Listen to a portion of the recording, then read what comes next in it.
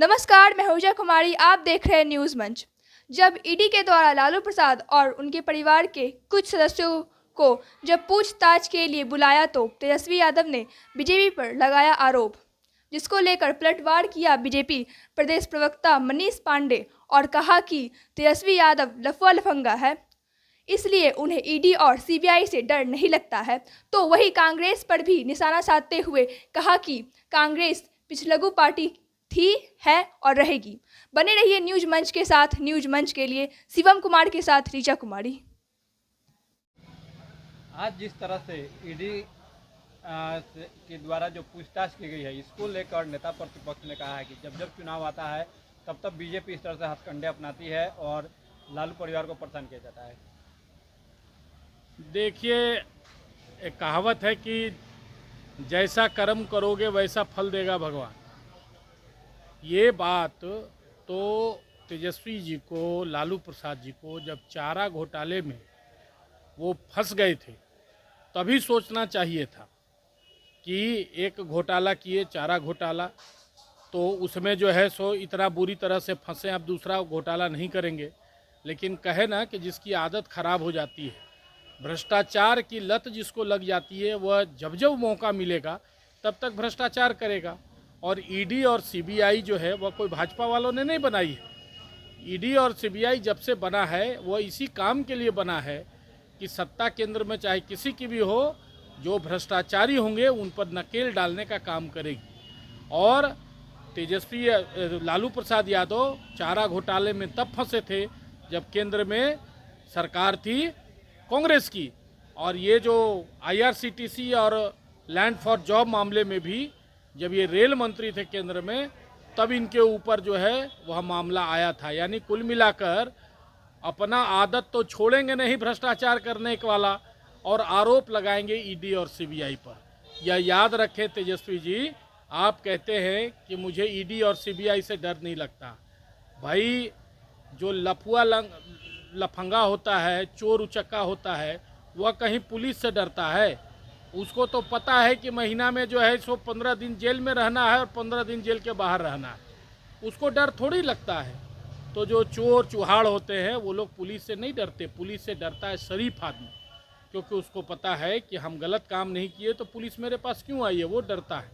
उसी प्रकार से जो भ्रष्टाचारी होते हैं ना, उनको ईडी सीबीआई से क्यों डर लगेगा? वो तो जिस दिन भ्रष्टाचार करते हैं उसी दिन उनको यह एहसास हो जाता है कि एक दिन मेरे पास ईडी और सीबीआई जरूर आएगा।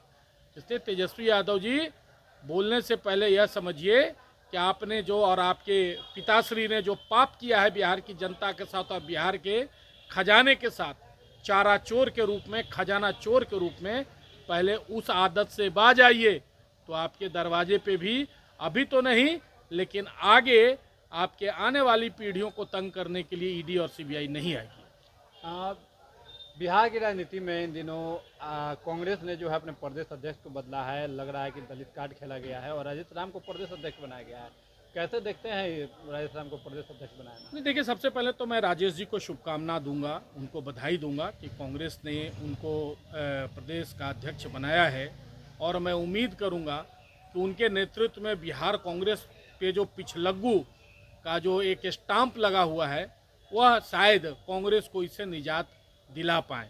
ऐसे यह बात बड़ा स्पष्ट है कि कांग्रेस का शीर्ष नेतृत्व हो या किसी राज्य का नेतृत्व, जब शीर्ष नेतृत्व ही विफल है तो राज्य का नेतृत्व चाहे किसी के भी हाथ में जाए, उससे कोई फर्क नहीं पड़ता है। बिहार में कांग्रेस राजद की पिछलग्गू पार्टी थी, है और आगे भी रहेगी। दुर्भाग्य इस बात का है कि कांग्रेस जो है वो हमेशा दलितों का अपमान करती है।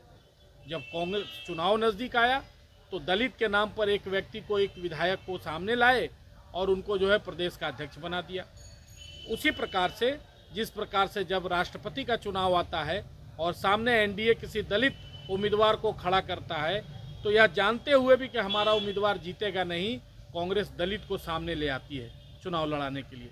तो दलितों का शुरू से, जिस प्रकार से बाबा साहब अम्बेडकर को कांग्रेस ने बार बार परेशान किया, उनको चुनाव नहीं जीतने दिया, उनके खिलाफ उम्मीदवार खड़ा किया, साजिश किया और उनको दोबारा मंत्रिमंडल में आने का मौका नहीं दिया, ऐसा षड्यंत्र रचा, दलितों की विरोधी हमेशा से कांग्रेस पार्टी रही है और आज भी जो है राजेश जी को जिस प्रकार से बनाई है, कांग्रेस को पता है कि बिहार विधानसभा में कांग्रेस यहाँ अच्छा प्रदर्शन नहीं करेगी और बिहार में एक बार फिर से एनडीए की सरकार बनेगी तो दलित के सिर पर उसका ठीकरा फोड़ दिया जाए, दलित को कह दिया जाए कि दलित के हाथ में नेतृत्व था इसलिए कांग्रेस यहाँ जीत नहीं पाई। यह दलितों को बदनाम करने के लिए राजेश जी को जो है वह यहाँ का अध्यक्ष नियुक्त किया गया है और अखिलेश जी को उस पद से हटाया गया है। बढ़ते अपराध को लेकर लगातार विपक्ष सवाल उठा रहा है और उनका कहना है कि मुख्यमंत्री अचेत अवस्था में चले गए हैं, मुख्यमंत्री से गृह विभाग संभल नहीं रहा है, इसलिए जो है अब मुख्यमंत्री को इस्तीफा दे देना चाहिए। देखिए ऐसा है कि कौन आरोप लगा रहे हैं अपराध का? तेजस्वी यादव। तेजस्वी यादव कहते हैं कि 20 वर्षों में 60,000 हत्याएं। देखिए ऐसा है कि कौन आरोप लगा रहे हैं अपराध का? तेजस्वी यादव। तेजस्वी यादव कहते हैं कि 20 वर्षों में 60,000 हत्याएं हुई। अब क्या कहें, तेजस्वी यादव की शिक्षा पर तो मैं बोलूँगा नहीं, लेकिन तेजस्वी जी 20 वर्षों में 7,300 दिन होते हैं और अगर 7,000 दिन को अगर हम 20,000 जो हत्या 60,000 जो हत्याएं हुई हैं उनके साथ अगर हम देखें तो एक दिन में 82 हत्याओं का आंकड़ा आता है। इन 38 जिलों में बिहार में अगर 82 हत्या होती है तो एक जिले में लगभग औसतन 2 हत्या का मामला बनता है।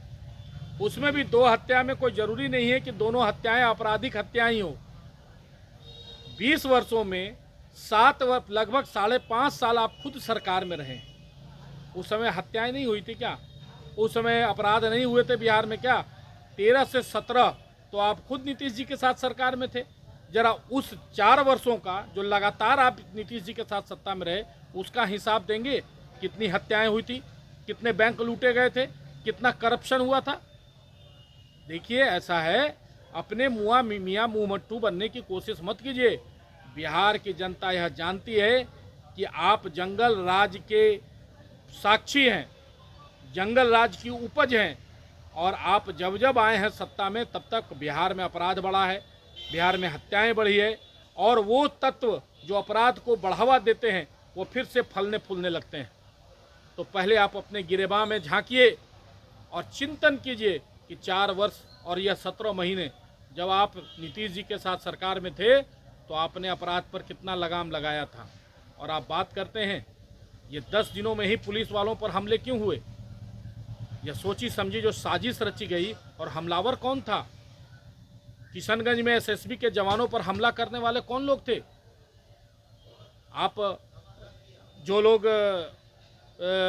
जिन लोगों ने पुलिस पर हमला किया और जो उस व्यक्ति का इनकाउंटर किया गया भागते हुए, पुलिस की का असलाहा छीनकर भाग रहा था, कौन था? जरा उस पर क्यों नहीं बोलते? जरा जाइए वहाँ, उन परिवारों के बीच में उस पुलिस वाले के घर क्यों नहीं गए जो शहीद हो गया अपने कर्म पथ पर काम करते हुए? तो पटना में बैठकर ट्विटर पर लंबी लंबी बात करेंगे और भाषण देंगे मीडिया के बीच में और आंकड़ा गिनाएंगे कि 20 वर्षों में 60,000 हत्याएं हुई। 60,000 हत्याएं हुई तो 5.5 साल आप भी सरकार में थे। आप उस पाप के भागीदार बनने को तैयार हैं? पहले यह बताइए। आप अकुलाए हुए हैं। यह जो डिप्रेशन है आपका, यह जो आपका पॉलिटिकल डिप्रेशन है, यह जो आपकी बेचैनी है। और तेजस्वी जी, अगर नीतीश जी इतने अलोकप्रिय होते 2020 के बाद, आप बताइए आप कौन सा बड़ा चुनाव जीते हैं बिहार में? लोकसभा चुनाव में आपको मात्र 4 सीटें आई, विधानसभा के जितने भी उपचुनाव हुए उसमें आपको मुंह की खानी पड़ी, राज्यसभा चुनाव आप हारे, आप विधान परिषद का चुनाव हारे।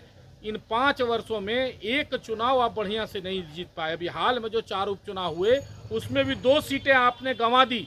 एक अपने प्रदेश अध्यक्ष के बेटे का सीट और एक आपका उतना सुरेंद्र यादव मजबूत नेता थे उनकी सीटें, 2 सीटें आपने गंवा दी। बिहार की जनता आपको देखना नहीं चाहती है।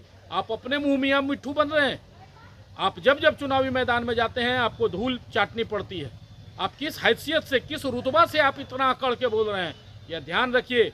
बिहार में एनडीए की सरकार 2025 में फिर से बनेगी, फिर से नीतीश जी इस राज्य के मुख्यमंत्री बनेंगे और बिहार में डबल इंजन की सरकार, केंद्र में नरेंद्र मोदी जी, बिहार में नीतीश कुमार के नेतृत्व में बिहार विकास पथ पर और आगे बढ़ता रहेगा। आपके बोलने से बिहार की जनता पे कोई असर पड़ने वाला नहीं।